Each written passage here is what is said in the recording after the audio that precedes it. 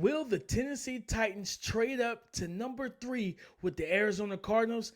If so, what are they trading up for? We'll discuss it next on the Locked On NFL Draft Podcast.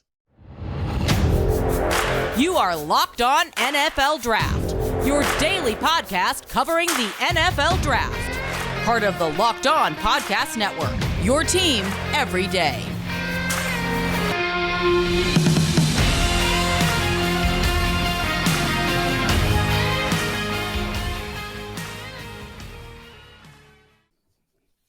What's up, family? Welcome back to the Locked On NFL Draft Podcast, your daily podcast covering your favorite draft prospects, part of the Locked On Podcast Network, your team every day. I'm your boy, Damian Parson, always on the ones and twos. You can find me on Twitter at DP_NFL.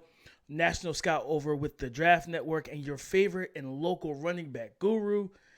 And always the champ is here with me, my boy, Keith Sanchez. And you can find him on Twitter at The Talent Code. Talk to him, Keith. Locked On family, what's going on, man? This is Keith Sanchez, senior draft analyst at the Draft Network, man. And like DP says, man, 2019 national champ. Yes, those LSU Tigers, man. But you know why we're here, right? You know why the dynamic duo is here, and that's to bring you championship level content surrounded around the NFL draft, whether that's prospects, whether that's perspectives, whether that's philosophy. DP, man, we have a hell of a slate lined up, man. We got some stock up, stock down. We have, a conversation about Coach K's key thoughts, right? And I think I have a rather interesting one coming up, man. But let's get this thing started off, DP, talking about those Tennessee Titans and what they may or may not do as far as moving up and down their draft board. Yeah, Keith, saw a report yesterday that Danger and Maya from NFL Network stating that the team to watch in terms of moving up into the top 4, trading up, is the Tennessee Titans, and that pick that they're targeting or should target is the Arizona Cardinals, Keith. And that right there signifies one thing: quarterback. They're not moving up for a tackle because they can get a tackle at 12 or 11, whichever pick I think they have 11th pick or whatnot. They're not moving up for an edge rusher. I don't think they're moving up for Will Anderson, Keith. Like, this signifies that Malik Willis is not the answer. Ryan Tannehill's not the answer. This got to be a move for a quarterback, Keith. DP, I don't know. I don't know. And the reason I don't know is because I just keep thinking about everything that's transpired with the Tennessee Titans, right? You go back to draft day when they traded A.J. Brown, right? And then they drafted Treylon Burks. And then remember, Mike Vrabel got up out of his seat, like, because they caught this part, right? He got up out of his seat and walked away. And it was like, well, he damn sure wasn't happy with that pick, right? No. And then you move forward, right? The GM is let go. I think it became a me or him type situation, right? With the GM, and the owner had to make a decision. Yeah. He made a decision to keep Mike Vrabel. During his time at Tennessee, Mike Vrabel has been a defense and run game type of guy, right? So I'm trying to figure out what is he, right? Like, is he trying to open this thing up and he wants that top quarterback? Or is he a guy that believes in defense in the run game? Because, you don't believe he would trade up for Will Anderson, but would he? Like, that's kind of, where I'm at, right? I have no idea, because I don't see him wanting to groom a young quarterback neither. Like, he's a former defensive guy. You know how those former defensive coaches are. Like, they have very little patience and tolerance for young quarterbacks. They just do. And Vrabel is not in year 1, right, where the clock is starting now. He's in year 3, 4, 5, somewhere around there, right? Like, he's been a head coach for a couple of years, so he has to get this thing going. So I thought it was rather interesting to hear those reports, but I wonder what quarterback, because number 3 is this. You very well could be looking at the situation where the 2 most pro-ready quarterbacks, C.J. Stroud and Bryce Young, could already be off the board. So does Vrabel feel confident in developing Anthony Richardson and Will Levis that quickly, right? And talk about Anthony Richardson to the Tennessee Titans. You have Will Levis, right, which offers you the same athleticism, maybe not as strong arm, but the guy has a strong arm, right? And it was still the same developmental issues that were kind of with Malik Willis that could be said about Anthony Richardson. So I don't know if he's going that route either. So DP, I have no idea. I'm gonna be completely honest with you, man. I've tried to outline this. We've had this topic since yesterday, and I have no idea. Now, I'm with you, and you make some good points, man. Like, because the question for me was the same thing that you posed. Is Mike Vrabel really in the business of developing a young quarterback? Like, Yeah, I don't really see it myself, but it's like, man, you moving up to 3, and it's like, bro, like, you need tackle, right? Like, so it's like, okay, what positions do you need the most? You need tackle. Like, you need to fix this offensive line. Taylor Lewan's gone. The offensive line is not as strong as it has been in the past. Yes, edge rusher could be a position of need, right? But it's like, okay, you also don't have a QB of the future, or no one believes you do. It's not Ryan Tannehill. He's a middling starter. He's a bridge quarterback to me. You know what I mean? So It's like, I wouldn't sign him unless I'm drafting. No, matter of fact, I'm not even signing him if I have a young quarterback coming in. Because this is the same guy that said my job is to help Malik Willis get along, get up to speed. I don't want that guy in my locker room when I have a young quarterback in the house, right? Like, that I'm bringing in through the draft. So I don't really foresee, like, he's a middling starter, right? So I don't really, they don't have that situation figured out. So I'm like, all right, where are y'all going with it? If this week at the draft night and you trade up to 3, like, I mean, I won't know. I won't believe it's a quarterback until it's selected, Keith. and DP, let's talk about this part. You scout the Tennessee Titans. So at the Draft Network, right, during the year, we have 10 teams each, right, that we're assigned to. One of DP's teams is the Tennessee Titans. So you're very familiar with this team. And the offensive line issues have been well documented, right, over the past year. So my thing is this, that is a young quarterback even ready to step in, right? Like, because you have a trailer, like, look at the receiver core. You have Kyle Phillips, and we talked about this yesterday, right? Kyle Phillips, very specific, right? Treylon Burks is trying to turn a page on what he can do. Robert Woods is in Houston now, I believe. Yeah, so yeah. he's not there. So what does this receiver core look like, right? So no O-line.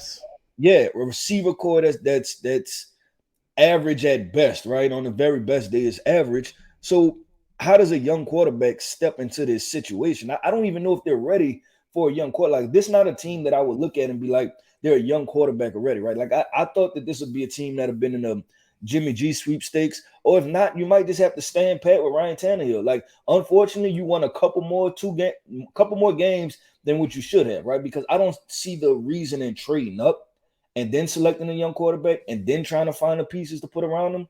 You might as well wait till next year and then figure it out from there and see where you stand. And then, just let Ryan Tannehill see what you have in Malik Willis, because you've only gotten a couple snaps. And I get it. That may be unpopular, DP. But, because I think Josh Dobbs had to come in and things like that. But, I mean, if you're talking about a quarterback with tools, he has tools. He has a strong arm. He can run. Tailor some things to him, see what you can and cannot do with him. And guess what? At the end of the day, if you play bad, you're going to be selected in the top 5. And you don't have to worry about moving all of these possible draft assets or team assets to get up into the top 3 when you're possibly not ready for it. Keith, I think in our very first episode back in February on the 13th, when we took over this pod, what was that? What was the topic, right? What was the leading topic? That Jalen Hurts was the new model for the developmental dual threat quarterback.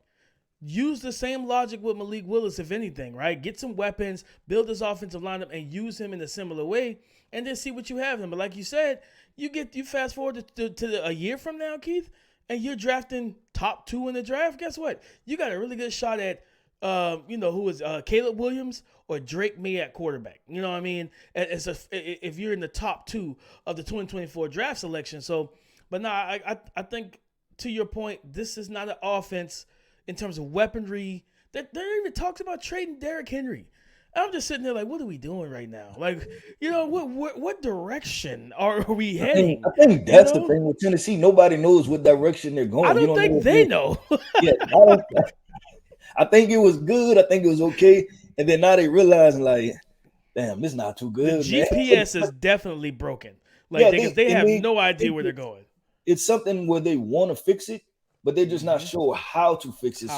I think you draft and you add another piece, you see where you're at, and then you head into the season with that. I'm not sure about moving up to number 3 to select a young quarterback, especially if Bryce Young and CJ Stroud is going to be off the board and you're dealing with 2 more developmental quarterbacks. With DP, listen, man, we knocked out those Tennessee Titans, had a good conversation about them. We'll see, right? And they may make that move, and then They may be right, and then we're gonna have to come up here a year later and talk about how we were wrong. But I'm not betting on it. I'm not betting on that part, DP. But listen, man, coming up next, we have stock up, stock down. You know, me and DP, we're in the trenches right now, man. We're rolling through all 200 prospects. We're going through them by position, man. We just finished up O-line. We're into linebackers and DN. So, man, coming up next, man, we're going to talk about our stock up, stock down. Guys who we finally got a chance to get eyes on, who we feel like stock fell a little bit. And then guys who be watching, we like, you know what? No one's talking about this guy enough. He's a very talented football player. So, man, y'all make sure to tune in with us.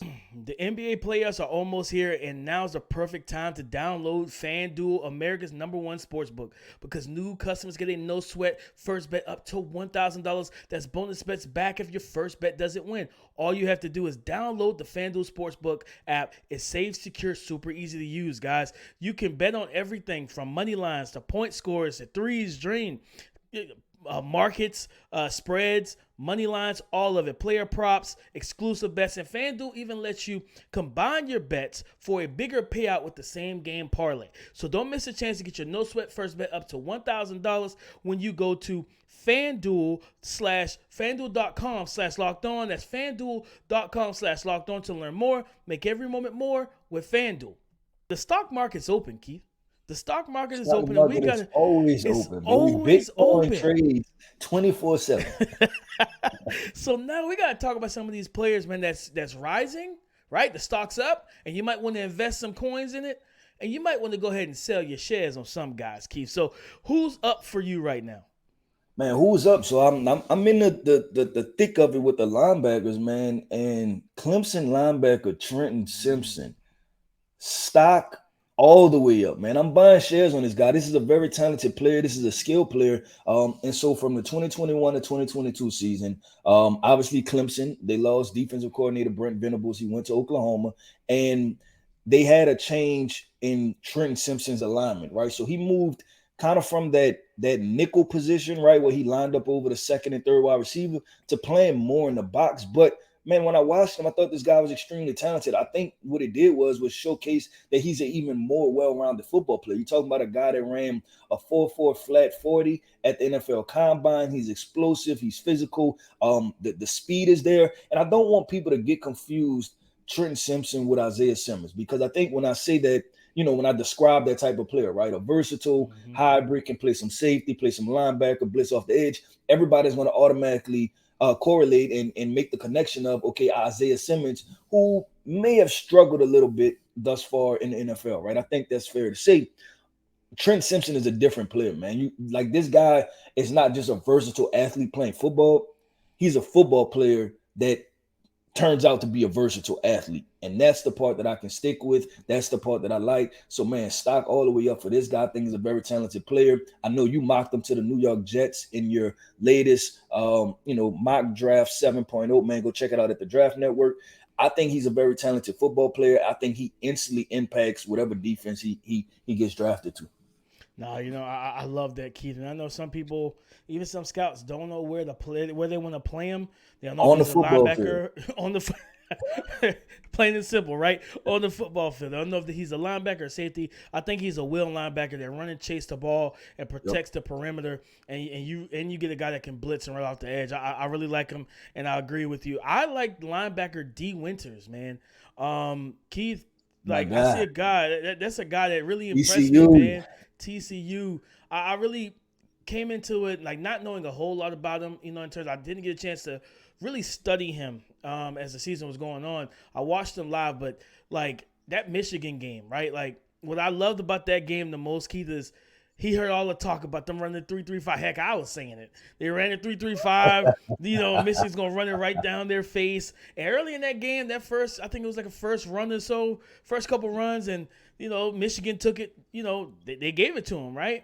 But after that, D. Winters, understanding that I got to come downhill, I got to trigger, play physical, right? They played with a chip on their shoulder. He was the leader of that.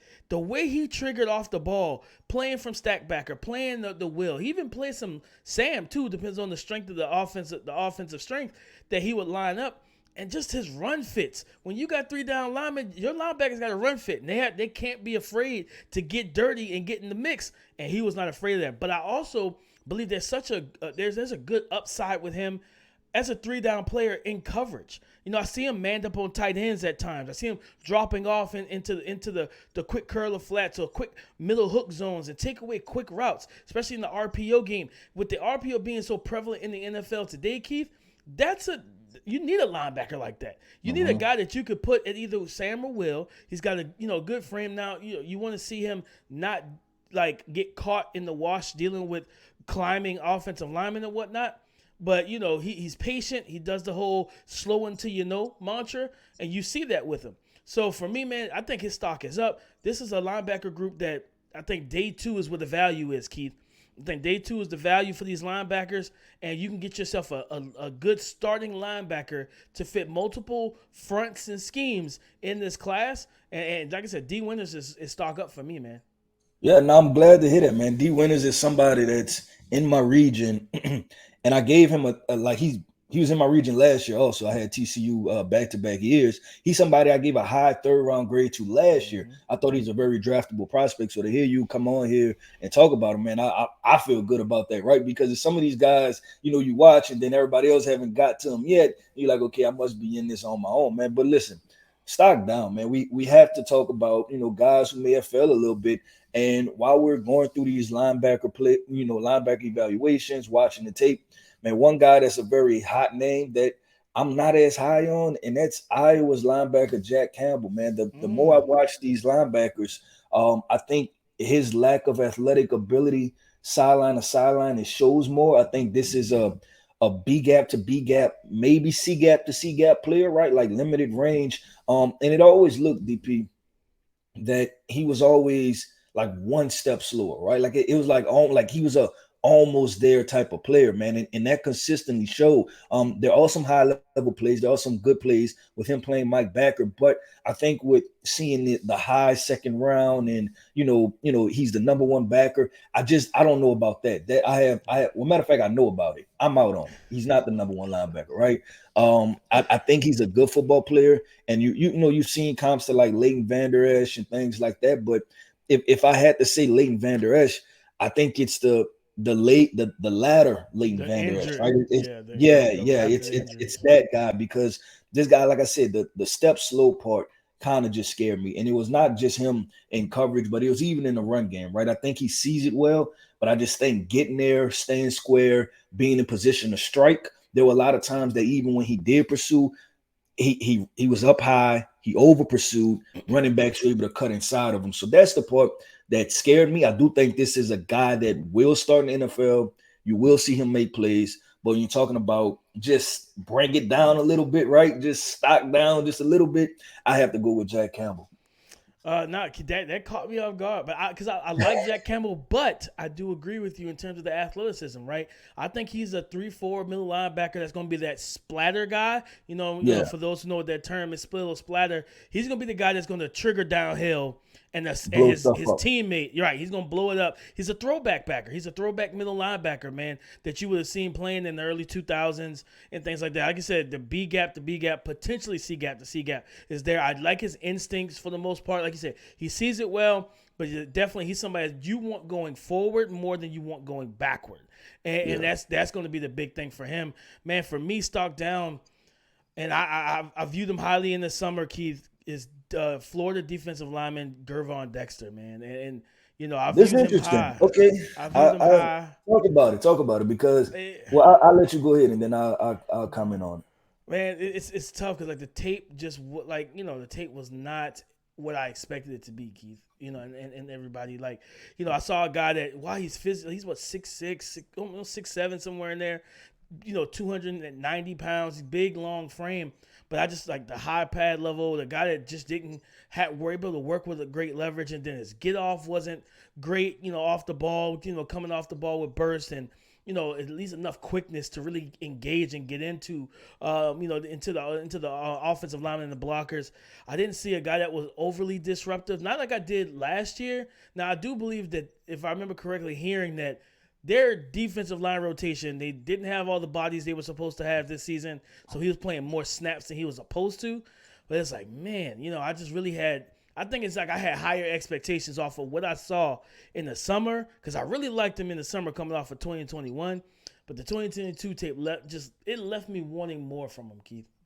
Yeah, so I agree with the left wanting more, right? And there's two. I'm gonna agree with you on one part, and then one part trying to put things in perspective or just how I view them, right? I agree. There's some very disappointing snaps with Gervon Dexter, especially when you see what he could do, right? Like this guy, he has the physical ability to be dominant. I think that's the thing, right? When you watch him move, you're talking about a 6'6", 300 guy that's fluid, right? And he had the flash play against Will Levis when he sacked Will Levis. And it's like, man, I think you can do this every play, but you don't, right? Like you just don't, man. And like you said, he plays high. So those are the question marks, man. But the thing was with Gervon, I watched Gervon, and I agree with that evaluation. But my question is this, DP.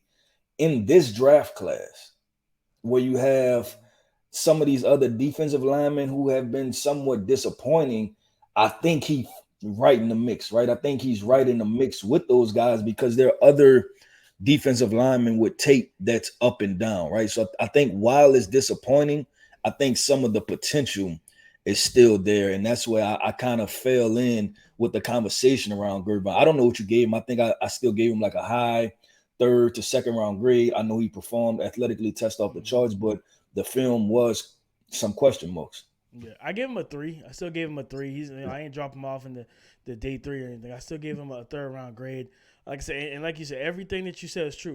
We know when you watch him, you see the frame, you see the physical ability, and he tested well. You know what he could be. So it's very similar to the Zach Pickens from South Carolina discussion, right? Like another toolsy, athletic, strong, long arm, kind of rusher that plays on the interior, but it's like snap to snap consistency evades them both. So it's like, okay, as an NFL coaching staff, as a scout, you're going to tell the coach, like, listen, he could be a monster, but you might have to wake up this sleeping giant. You know what I mean? You might have to wake him up and get him to we got to figure out why he's been so inconsistent, from snap to snap. But if you can get him on a consistent pathway, like I said, an investment on day 2, it's not a bad investment at all. It's just for me, I think me and you both coming out of the summer had him kind of higher. Like I had him. I used to rank him all the time as a first round guy. Mm-hmm. Put him in my mock draft. He was a top 3 defensive tackle, which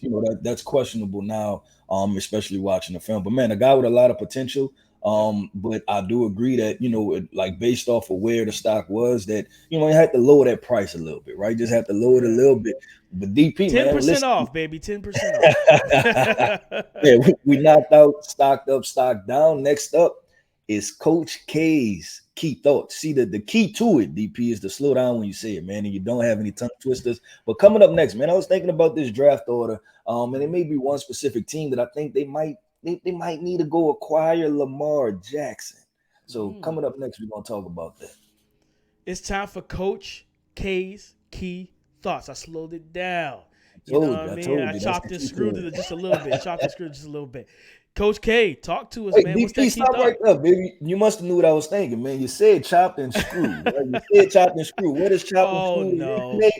In H-Town, DP. No. So you know who needs to trade for Lamar Jackson? Those Houston Texans. Don't waste your time. Go trade Lamar Jackson, and let me tell you why, DP. Let's talk about it first, baby. It's a thought. Let me just, I gotta have my thought, man. So listen, think about it. The Houston Texans, they have 2 first-round picks this year. Mm-hmm. They have 2 first-round picks next year. So that's a total of 4 first-round picks, right? Mm-hmm. So right now you're sitting at a C.J. Stroud or Bryce Young, whichever one the Carolina Panthers don't take, you'll have to take, right? But Lamar Jackson is a proven commodity in the NFL, right? So you get a proven commodity. You have 2 this year. So you don't necessarily have to trade both of your picks this year.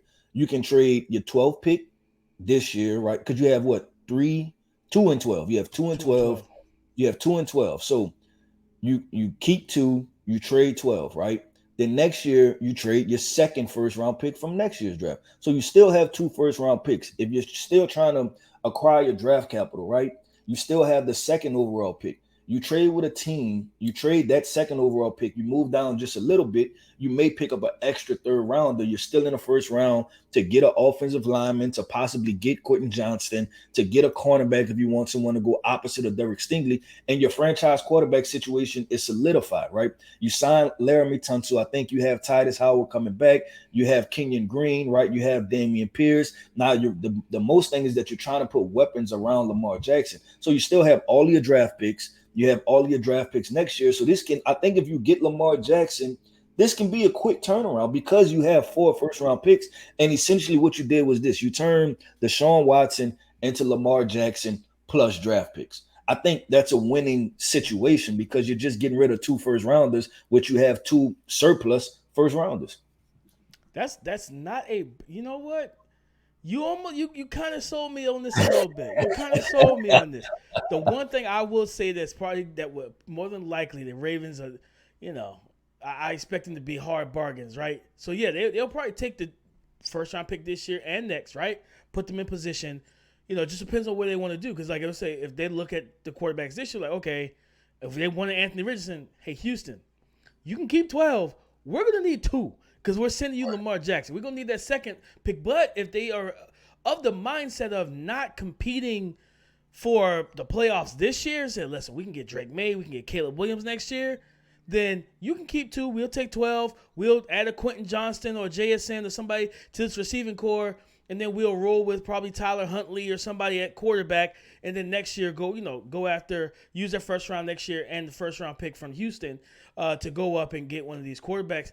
For Houston, like I said, I don't mind if you were to give up 2 and still add another receiver at 12, right?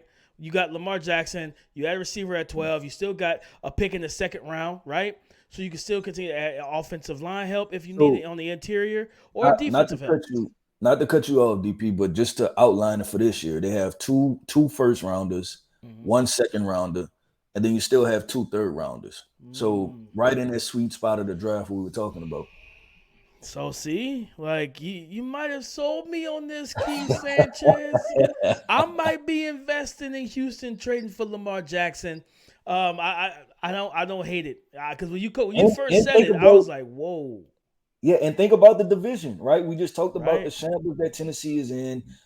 Indianapolis, they should be a team we talked about should trade for Lamar Jackson. You go ahead and beat them to the punch, man. Now think about what that looks like. You have the Miko Ryans on the defensive side of the ball. Then you have Lamar Jackson, and you're building that roster out. In 2 years, you locked and loaded, and you're ready to go. Listen, you make some good points there, brother. I can't even dispute that. You make some really good points. You know what? I'm all in. Lamar Jackson to Houston. I'm all in on that. I'm on the train. I'm on the train. You keep those day 2 picks and continue to build up this roster offensively and defensively. Lamar Jackson, Damian Pierce, John Mechie, grab a JSN or a Quentin Johnston to truly level out, in terms of size and athleticism, give Lamar that big target that he's been missing, that he hasn't had even in Baltimore. With D'Amico Ryans as the head coach, somebody that, I think I'm in on it. I'm in. Coach K's key thoughts has got a buyer in DP. It's got me in, guys. But listen, we appreciate y'all every time that y'all tune in with us and tap in with us. Appreciate everybody for all the love and support, man. Go subscribe and follow for free on YouTube or wherever you listen to podcasts to get the latest episode as soon as it's available. We thank y'all for making Locked On NFL Draft your first listen today. Tap back in with us all week long, Monday through Friday. For Keith Sanchez, you can find him on Twitter at @TheTalentCode. I'm Damian Parson, DP_NFL. Come and join the conversation again tomorrow on the Locked On Podcast Network. Your team every day.